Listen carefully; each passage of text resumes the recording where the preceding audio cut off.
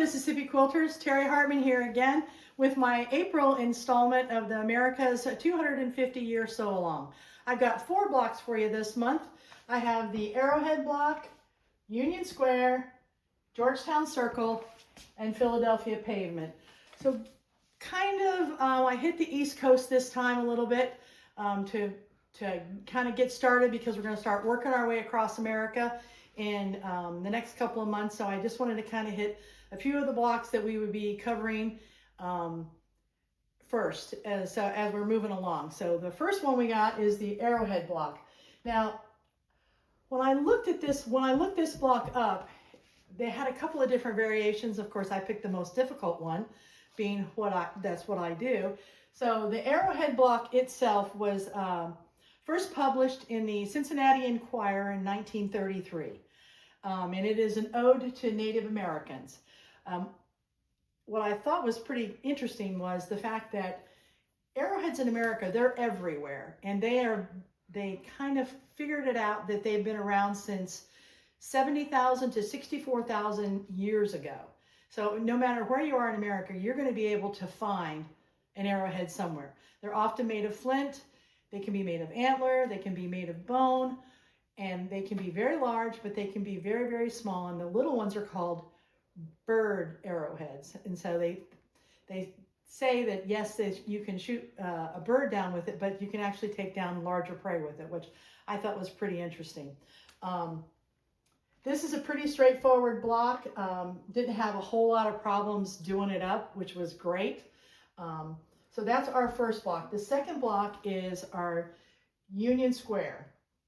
Now, Union Square is in New York City, and this was first published in 1937 by a lady by the name of Nancy Cabot, and she published it in the Chicago Tribune. So now you've heard, remember, we've had the Kansas City Star that we're going to talk about here in a minute. So many, many patterns came into being via the newspaper, the Kansas City Star.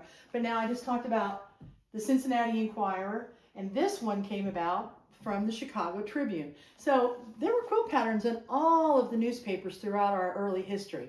So I thought it was kind of neat to see that. We always think it's the Kansas City newspaper that had almost all the patterns, but really they put them out all over the country in newspapers. So I thought that was pretty neat. This one here, this is Union Square, and so it's a square in New York City. And what is interesting about this one is Union Square in New York City was the place where they had the first Labor Day parade in America. And that was in 1852 on September 5th, Labor Day. So I thought that was kind of neat. This one is pretty straightforward. It's a square and a square. This one down here is a little bit more difficult only because it's tiny. But like I said, use that stiletto. Use your starch. It'll be really, really easy to do.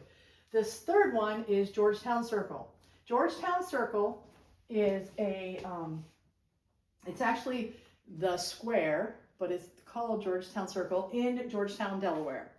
And it is a landmark in Delaware. And what is really kind of neat about this, not so much the block, but the actual city itself, is a lot of the buildings are Greek Revival, and the courthouse in Georgetown is probably one of the premier Greek Revival buildings that's left in America. So I thought that was kind of really neat to see. So anyway, so that's our third block. And again, down here, same thing. Now I will be really honest with you, this particular piece of the block, it's kind of hard. I worked really, really hard on this, and I'm always trying to get you guys to do the cheater methods, you know, the half square triangles, the flying geese and stuff like that. But this was just one of those ones where it wouldn't work. Everything I tried, no matter how many different ways I tried to do a cheater method of getting these squares and stuff done, it just would not work. So when I write the instructions for you and you see them, you're going to have to do them just like the regular way that we would with the half square triangles, quarter square triangles. So not too difficult, but it was just, these particular things are kind of, I don't know why, but they just wouldn't work out really well.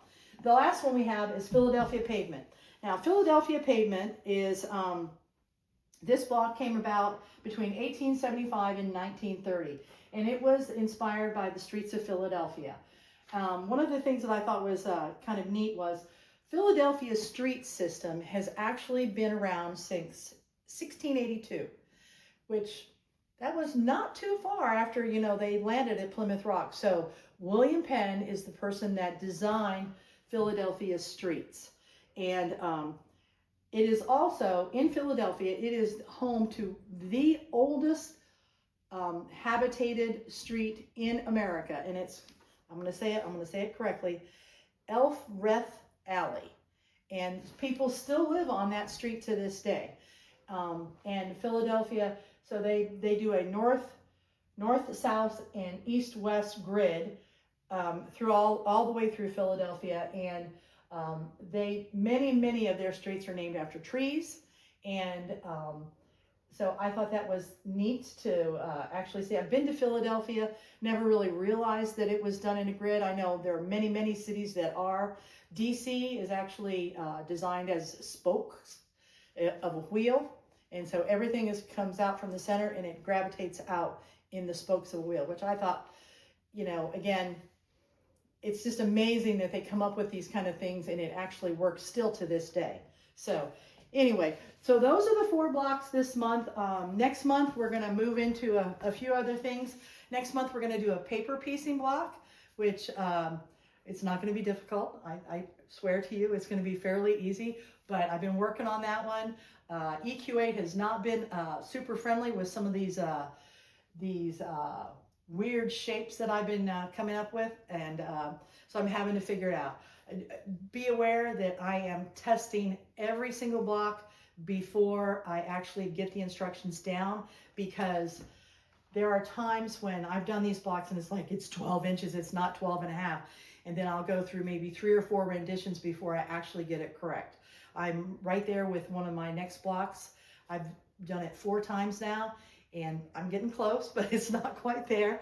And that one, and then the companion block that goes with it, which is the paper piecing block, that'll be next month. So some news that we've had going on. So we've had a lot of videos that have come up on our webpage. One of our webmaster, Terry Turnage, has gone and she's gotten some videos posted out there, just, you know, how-to videos on how to do some rotary cutting, how to do this, how to do that. So we're populating that for you. And I'm also doing the Pinterest pages as well. So go out there and visit all that stuff. And make sure that, you know, if you do have a video out there, one of your guilds has got a video that you might think that is really kind of apropos for what we're doing, please let us know. We'll post it out there on the webpage, let you guys have the credit and everything, but we're really trying to populate it so we can get everybody involved. I really appreciate all that y'all have done. It was really great to see all of the blocks that you guys have done so far. I know I went to quilting today over here in Golden Triangle, and one of the ladies was working on her blocks. And so it's just neat to see how everybody is doing it. And as you can see, the wall is getting quite full, so I'm going to have to try and figure out where to put some of these blocks. I'll put the older ones away and move on to the newer ones. But just keep plugging away, keep sewing, and I will see you next month. You guys have a great day. Bye.